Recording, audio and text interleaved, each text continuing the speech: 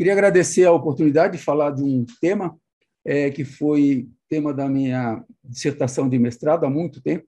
Então, é uma patologia definida pelo escorregamento da epífise em relação ao colo femoral, ocorre na adolescência, e o desvio é sempre póstero inferior. É uma doença comum no quadril do adolescente, de causa desconhecida e multifatorial. Então, é relacionada a conceitos mecânicos, uma insuficiência mecânica que, no estirão de crescimento, faz com que a gente tenha esse escorregamento e o aparecimento dessa patologia. Ela está relacionada ainda com algumas alterações endócrinas e obesidade dos pacientes.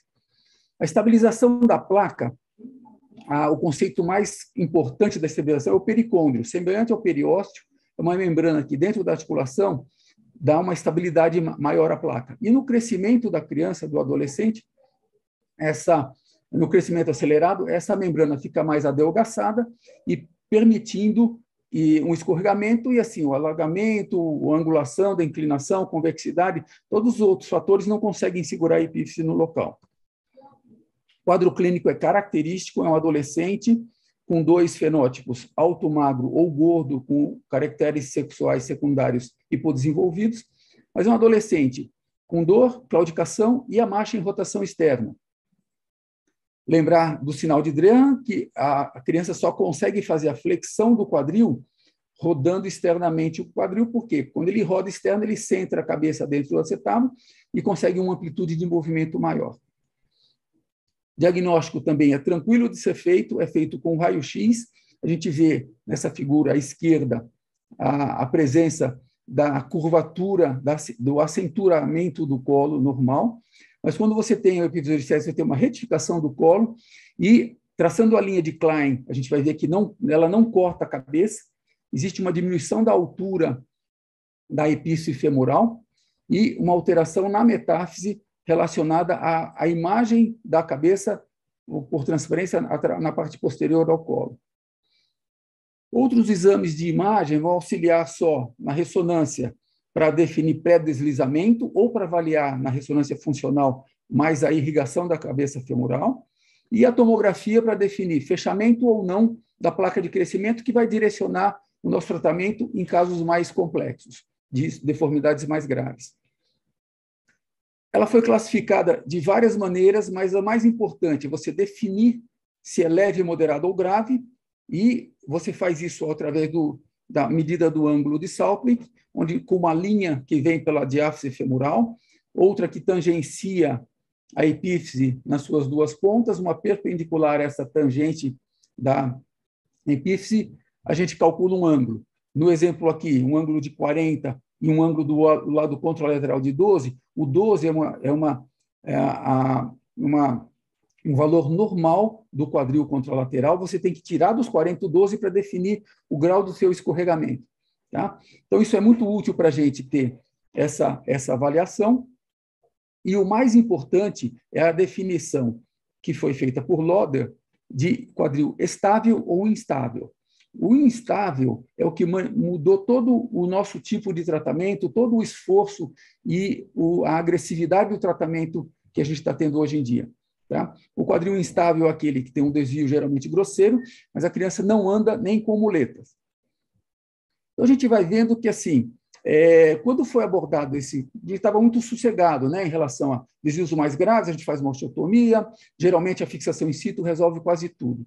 Mas alguns autores foram vendo a longo prazo essas episiolisteses e viu assim, como Larson, em 2012, mostrou 146 quadris com fixação in situ. Com 16 anos de pós-operatório, cirurgia reconstrutiva em 12%, ATQ em 5%, sintomáticos 33%. Carney também, avaliando 124 quadris aos 41 anos, viu que a piora da evolução estava relacionada com casos mais graves, deformidade residual, que a gente aceitava, e uma redução na fase aguda. Scott mostra também, no Canadá, índices de obesidade com índice de massa corpórea maior que 30 nesses adolescentes, depois de 20 anos de pós-operatório. Né? E índice de diabetes, hipertensão, então é um adolescente com outras comorbidades e com uma evolução ruim, né? Então, isso baseado nos conceitos de Gans, né? E baseados que ele descreve uma técnica onde você consegue fazer uma luxação do quadril controlada. E a epifisiolistese se mostrando com um impingement femoroacetabular frequente, tanto o pincer quanto o CAM, e sendo isso considerado uma lesão pré-artrósica, a preocupação aumentou muito. Então, os objetivos de tratamento, que eram estabilização da placa, produzir uma epifisiodese, prevenir artrose, evitar necrose, foi associado aí ao controle da lesão labral e cartilaginosa, que sempre ocorre, e do impingement femoroacetabular, para ter um quadril que durasse mais por mais tempo. Então, essa condição não é uma condição não frequente.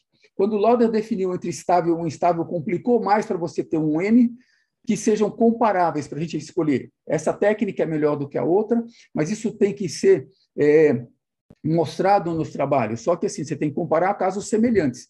Então, o avanço das técnicas de osteotomia e a diferença de adolescentes também na Europa, Ásia e Estados Unidos mostraram que assim, é difícil você juntar um N de epifisiolisteses semelhantes para a gente testar uma técnica e ter um consenso. Então, em 2018, em termos de atualização, 2 autores, Wright e Sucato, fizeram um pool de informações na Europa, com esse trabalho de perspectivas europeias na epifisiolistese, nos Estados Unidos como approach para a epifisiolistese, sempre vendo bastante serviços na Europa, na EPOS, no European Society, na Sociedade Francesa de Ortopedia Pediátrica, no British Children's Hospital, e nos Estados Unidos também com vários centros de ortopedia pediátrica. Eles definiram que era mais consenso em termos de opção de tratamento. Então, foi definido que o tratamento na lesão leve e moderada é fixação in situ com um parafuso. Isso concorda tanto a opinião das sociedades britânicas contra as europeias. O que chegou de novo aí para a gente é que, assim, depois que você fixou e tem um certo desvio, o que você vai fazer com essa criança para preservar mais esse quadril? Então, entra em ação aí a osteocondroplastia, que deve ser feita ou artroscopicamente ou abertamente, mas sempre colocando na balança custo-benefício de uma outra cirurgia e potencial de remodelamento dessa criança. E aí, levando em conta também a maturidade óssea e a bilateralidade da lesão. Quando a lesão é estável, mas com desvio grave, entra a fixação in situ e uma cirurgia reconstrutiva posterior. E esse posterior aí era posterior e agora está sendo junto com a fixação in situ. Existe uma tendência a ser mais agressivo, porque a deformidade, mesmo pequena, residual, pode dar uma osteoartrose no futuro. Então, cada vez mais serviços especializados estão apostando em reconstrução, em osteotomias, usando os conceitos de Gans e usando o DAN modificado. Quando você tem uma epifisiolistese com uma deformidade residual e esse paciente é sintomático, a gente tem que definir se a queixa dele é mais relacionada a movimento ou a dor. Se for movimento, você consegue, com uma osteotomia intertrocantérica, melhorar o posicionamento da criança e dar uma amplitude de movimento mais funcional. Se for dor, a gente vai ter que abordar a criança internamente, intraarticularmente. Então, você vai ter que lançar mão de uma ressonância, estudar e ver o que está acontecendo no intraarticular. Tá? Tratamento, então, da fixação in situ, que é o mais comum de a gente utilizar, é feito com um parafuso central e perpendicular à placa. Tá? O segundo parafuso, na fixação in situ, ele agrega 30% só de rigidez à síntese, e esse um parafuso só, ele consegue suportar a carga de marcha. Então, ele é suficiente para tratar quando você está pensando na epifisiodese com a fixação in situ. Aqui tem um parafuso colocado, central, perpendicular à placa, com uso ou não de arruelas, e é preconizado que você faça pelo menos 3 ou 4 roscas. Por isso que a abordagem central da epífise é mais importante. Lembrar que quanto mais escorregado, mais anterior você tem que entrar nesse quadril, tá? Para você não chegar e usando assim conceitos de uma fixação de uma fratura, seguindo o fêmur e o colo, abordar a superfície anterolateral da epífise e que tem risco maior de osteonecrose.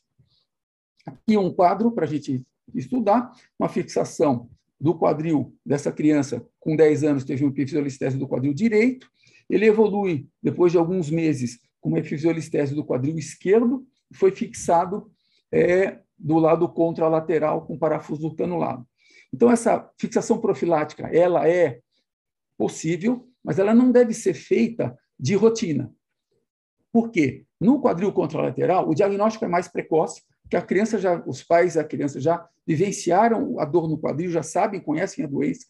A listese tende a ser mais leve, e o tempo de segmento que ocorre esse escorregamento contralateral, ele ocorre nos primeiros 18 meses, em quase que 90% dos casos. Então, assim, você consegue controlar mais esse quadril.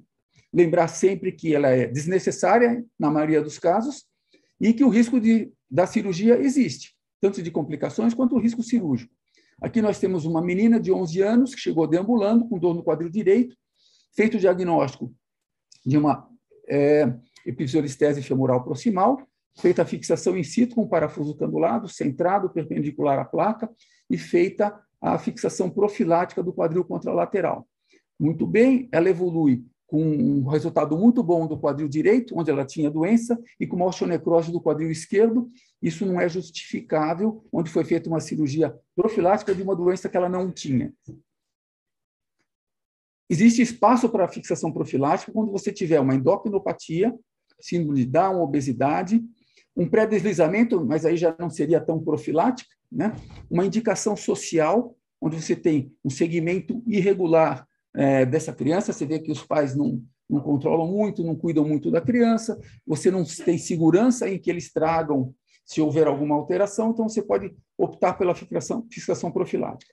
E um outro fator que está mais em moda é você avaliar a cartilagem trirradiada ou usar o índice de Oxford de análise da idade óssea, onde eles estudam o grande trocânter, pequeno trocânter, ílion e a cartilagem trirradiada, e desenvolver um índice de 16 a 26.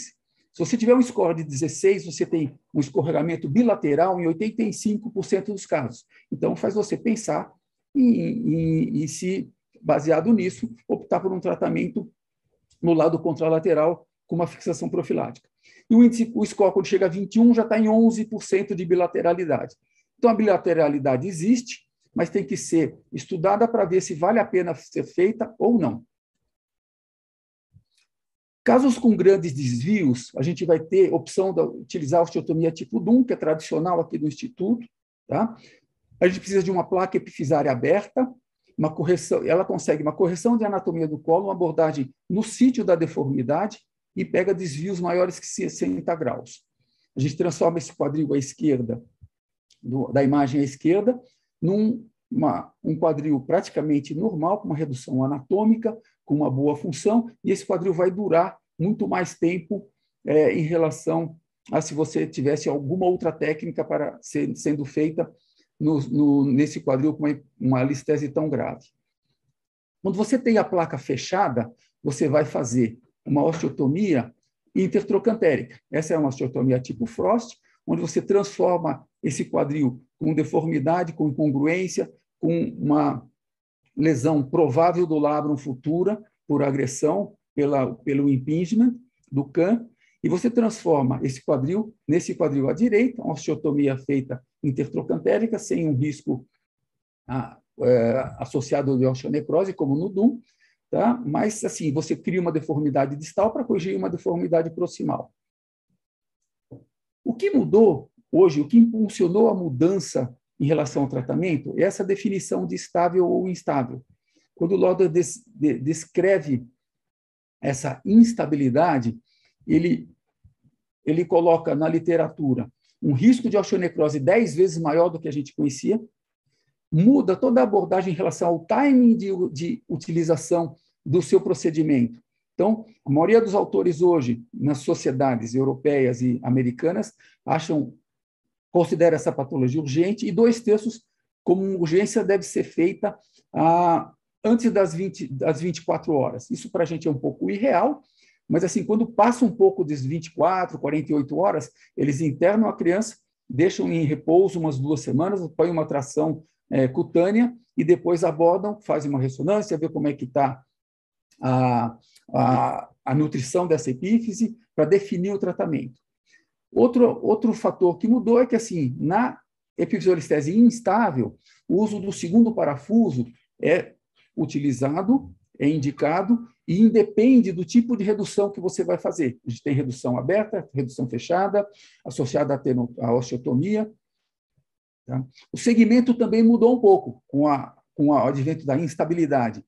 Você sempre fazia um segmento com raio-x, hoje ainda é feito com raio-x em 60% dos ortopedistas pediátricos consultados, mas 40% já estão utilizando ressonância e cintilografia, pensando mais na avaliação do monitoramento do fluxo sanguíneo dessa epífise. Tá? As cirurgias estão cada vez mais agressivas e ainda tem a opção de você fazer, alguns autores mostraram bons resultados, uma redução delicada e fixação in situ. O que é essa redução delicada? É quando você não faz manobra, você coloca o paciente na mesa ortopédica, faz uma pequena tração, posiciona esse paciente e ela praticamente volta ou melhora bastante a posição. Você fixa in situ e o que tem de novo é que você associa isso uma descompressão da articulação, porque já foi mostrado em trabalhos que com a descompressão da articulação, você tirando a pressão dessa articulação, você melhora o fluxo da epífise. Então, quando você tem uma redução fechada, você associa uma descompressão. A redução aberta também é bastante utilizada atualmente, usando o DUM modificado. O que seria o DUM modificado? O DUM a gente conhece bem, você tem lá uma abordagem da patologia, onde você tem a epífise fica dentro do acetábulo, você descola a metáfise e o colo, e você trabalha no colo com a epífise dentro do acetábulo. Esse DUM modificado, ele consegue, com esse conceito de uma luxação controlada, você consegue proteger mais a irrigação e o flap onde você tem a irrigação para a epífise. Então, você tem uma abordagem do quadril também com uma osteotomia do grande trocânter, você tem uma fixação provisória dessa epífise, luxa esse quadril, aí você consegue trabalhar fazendo o encurtamento do colo, fazendo a retirada daqueles pumps ósseos, a colocação da epífise em cima sobre a cabeça, porque se eu tenho um flap de irrigação mais solto, e você consegue trabalhar com o colo na sua mão, na parte mais esbranquiçada, que é não vascular dele, descolar periodicamente e com todo esse flap protegido pelos rotadores, pelo periósteo, pela cápsula posterior, podendo chegar até o pequeno trocante se for necessário. Então, deixando esse flap bem livre. E o que chamou a atenção é que essa técnica mostrou lesões condrolabrais, independente do grau de lesão. Então, lesões mesmo com graus menores, mostrando uma lesão importante da cartilagem e do labrum. Mostrando, então, talvez explicando, porque a gente, depois de alguns anos, via a deformidade em pistol grip da epifisiolistese, que não era uma epifisiolistese tão grave assim, que a gente não achou que deveria ter uma deformidade residual tão importante. A epífise depois é fixada, é feito mais fácil o controle da sua redução, você tem a epífise na mão e o colo na mão. Essa epífise é fixada pela fóvea anterogradamente, tá? E depois você faz a fixação, mesmo normalmente, com os fios rosqueados, nessa técnica, e a colocação do grande trocânter no seu local. Você vê eu trouxe alguns autores que estão fazendo o DUM modificado. Isso eu encontrei na internet sobre esse para chamar a atenção de algumas coisas. Assim. O N sempre é um N meio baixo, são 30 casos, 20 casos, 27 casos. Tá? São serviços de ortopedia pediátrica, onde os pacientes são referenciados para esse serviço. Tá? A gente vê aqui, no grau de escorregamento, 57 graus, 47 graus, 45 graus, até aí tudo bem. Mas se você for ver de 10 a 80, com uma média de 47, de 19 a 77, você vê que estão sendo abordados quadris com um desvio menor, tá? E com índice de osteonecrose também baixo, 4%, 3%. Quando você agrega risco a essa patologia, quando você aborda quadris epifisiolisteses instáveis ou com um desvio maior, como esses outros autores abaixo, você tem um índice de osteonecrose maior. Então, o que é colocado na balança hoje é o seguinte: aceito uma certa deformidade, consigo artroscopicamente resolver essa deformidade, vou dar uma redução anatômica sem deformidade para um quadril, para uma articulação de carga, em um paciente muito jovem. Então, tudo isso é colocado na balança hoje para definir tratamento. Tá? Então, no modificado, ele vem hoje com mais força, porque os índices de osteonecrose são menores, mas são muitos casos variados e com resultados variados.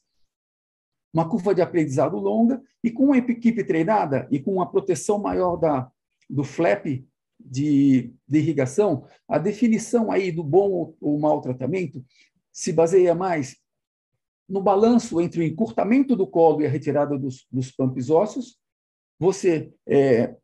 para não gerar instabilidade e conseguir que a tensão do flap seja adequada para não dar uma sobrecarga e para não dar uma compressão e uma lesão da irrigação. Tá? São cirurgias mais agressivas, com risco maior, e em alguns países europeus, esses casos são referenciados a serviços onde você tem uma equipe mais definida e com mais experiência de tratamento dessas lesões.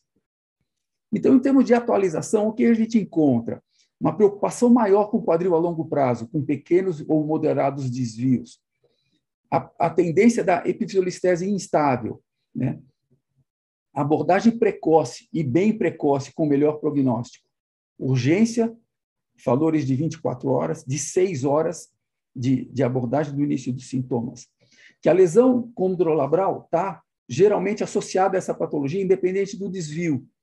Então, assim, muito pode ser feito para corrigir esse processo crônico de deformidade se você abordar essa lesão condrolabral. O tratamento mais agressivo está em voga, tá? Com a evolução da técnica cirúrgica e o monitoramento do fluxo sanguíneo da epífise.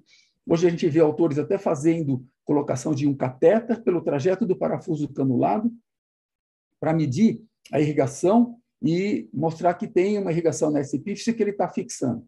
Então, isso já seria o extremo, mas vai dando cada vez mais informação, como o fato de a descompressão do quadril ser útil porque melhora o fluxo. Tá? Então, é isso que eu trouxe para a gente discutir, para apresentar em termos de atualização.